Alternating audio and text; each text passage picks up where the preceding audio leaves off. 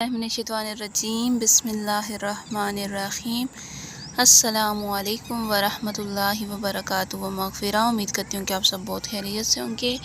मैं भी अल्हम्दुलिल्लाह बहुत खैरियत से हूँ। उस पाक ज़ात का बहुत ही करम है, बहुत ही इनायत है। काफ़ी दिनों के बाद आज फिर से जो है वो अपनी रूटीन जो है वो बहाल की है, यानी कि वीडियो बना रही हूँ। उम्मीद करती हूँ कि आप सब खुश होंगे और अपनी ज़िंदगी में बहुत भरपूर तरीके से अपनी ज़िंदगी को गुजार रहे होंगे। अल्लाह ताला का शुक्र अदा किया करें। तो हमेशा की तरह पढ़ते हैं अपनी प्यारी सी आवाज़ में प्यारा सा दरूद, मीठा सा दरूद। और इससे ही पहले ही दुआ है कि अल्लाह ताला हमारे इस दरूद को अपनी पाक बारगाह में कबूलियत का दर्जा अता फरमाए। तो आमीन। तो मिल के पढ़िए बिस्मिल्लाहिर्रहमानिर्रहीम। अल्लाहुम्मा सल्लि अला मुहम्मदिन व अला आलि मुहम्मदिन कमा सल्लैता अला इब्राहीम व अला आलि इब्राहीम इन्नका हमीदुम मजीद।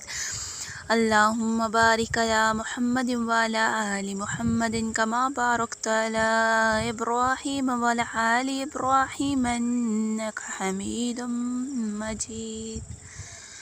आमीन इलाही आमीन सुम्मा आमीन। जी, तो हमने शुरू की हुई थी हकायतें और नसीहतें एक किताब। तो इसका आज डे 3 है। तो उम्मीद करती हूँ कि आप सब ने डे फर्स्ट के 2 डेज जो थे वो आप लोगों ने वॉच किए होंगे, देखे होंगे। अगर नहीं देखे तो आप जल्दी से चैनल पर जाएं और वो देख लें ताकि आपको समझ आ जाए कि बात क्या हो रही है। तो आज हम पढ़ेंगे, आज हमने जो पढ़ना है वो इल्म का बयान है। तो अर्रहमान अल्लमल कुरान, रहमान ने अपने महबूब को कुरान सिखाया।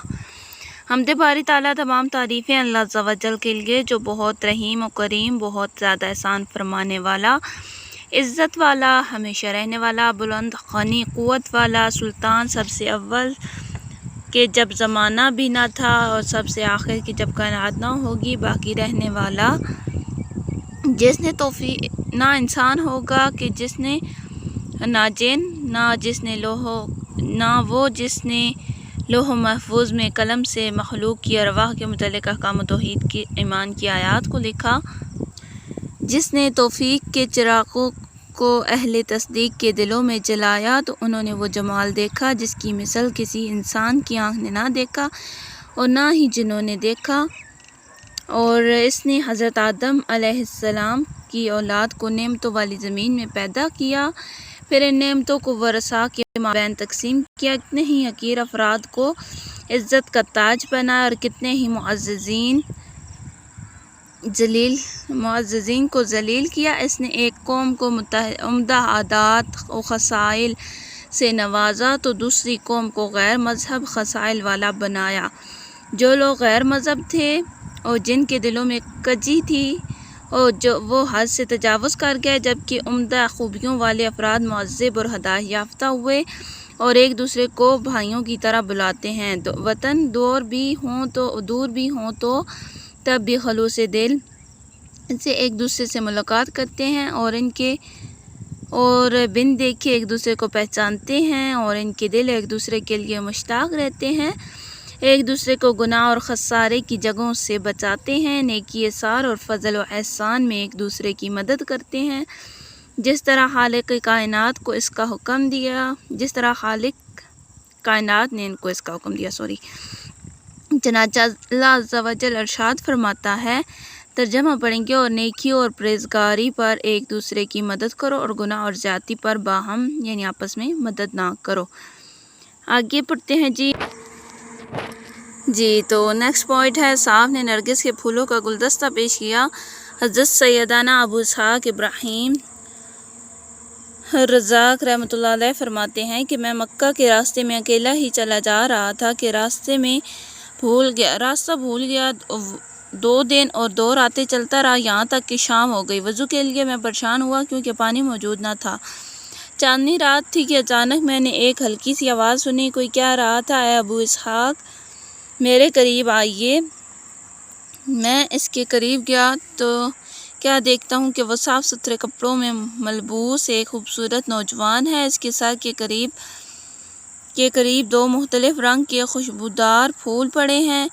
मुझे इससे बहुत तज्जुब हुआ और इससे बयाबान میں اس کے پاس پھول کہاں سے آئے، حالانکہ یہ ریت پر پڑا ہے اور حرکت بھی نہیں کر سکتا۔ اس نے مجھے مخاطب کرتے ہوئے فرمایا کہ ابو اسحاق، میری وفات کا وقت قریب آیا تو میں نے اللہ عز و جل سے سوال کیا کہ میری وفات کے وقت اپنے اولیاء کرام میں سے کس ولی کی زیارت کرا دے، تو ایک آواز آئی کہ ابھی تیری وفات کے وقت تجھے ابو اسحاق حواز کی زیارت ہوگی۔ مجھے یقین ہے کہ وہ آپ ہی ہیں اور میں آپ کا منتظر تھا۔ میں نے دیکھا کیا ہے میرے بھائی، تیرا کیا معاملہ ہے؟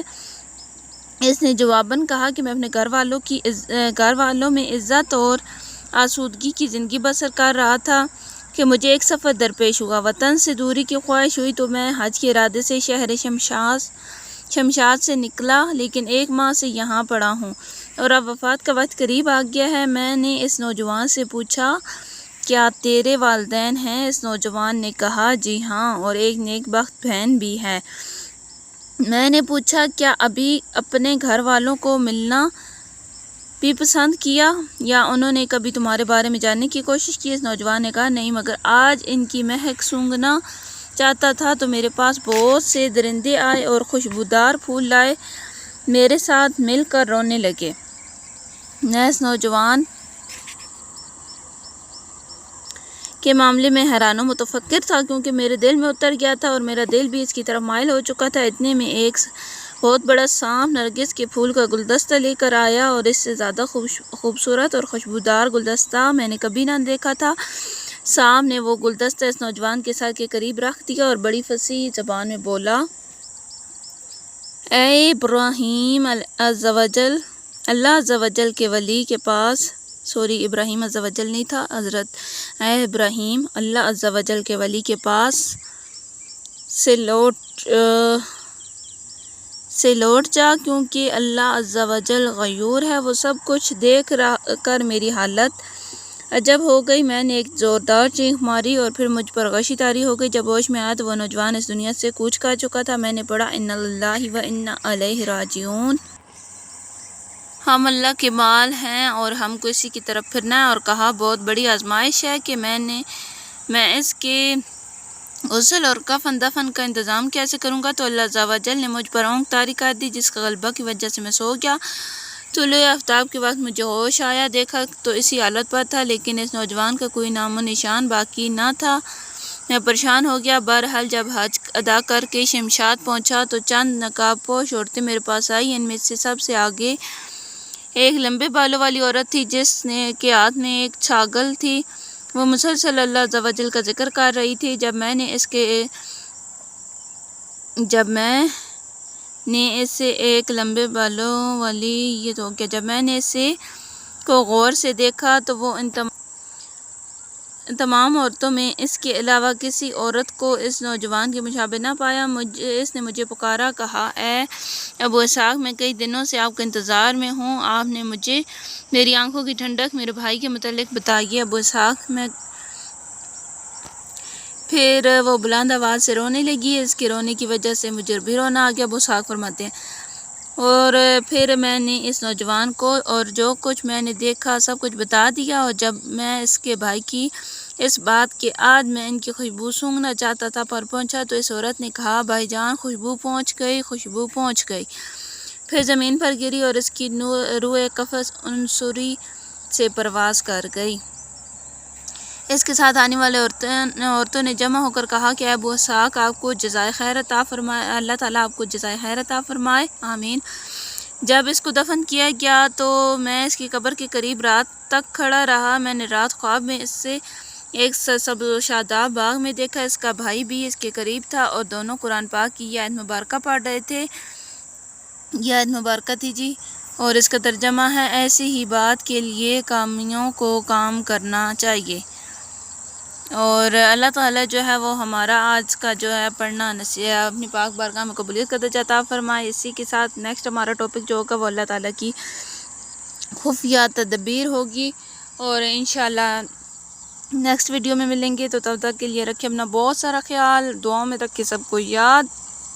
زندگی ایک ہی دفعہ ملتی ہے، بھرپور طریقے سے اس کو گزاریں، قرآن و سنت کے طریقوں پر چلیں اور دوسروں کو سکھائیں۔ جہاں تک آپ کی پہنچ پڑتی ہے، جہاں تک لوگ آپ کو مانتے ہیں، آپ ان کو بتائیں، سکھائیں۔ دین، کیونکہ ایک دن ہم نے بھی مرنا ہے، قبر میں جانا ہے۔ قبر کے حالات بہت سخت ہوتے ہیں اور ہم سب کو معلوم ہے کہ قبر میں کیا کیا ہونا ہے، لیکن پھر بھی ہم اس بات کی فکر نہیں کرتے۔ تو اللہ تعالی ہمیں زیادہ سے زیادہ استغفار کرنے کی توفیق عطا فرمائے، آمین۔ تمام ہمارے صغیر اور کبیرہ گناہوں کو معاف فرمائے، آمین۔ اسی کے ساتھ اجازت چاہوں گی، خوش رہیں، ہنستے رہیں، مسکراتے رہیں، دعاؤں میں یاد رکھیں اس چینل کو، مجھے، سب کو، تمام امت مسلمہ کو۔ اللہ حافظ، السلام علیکم ورحمۃ اللہ وبرکاتہ، فی امان اللہ۔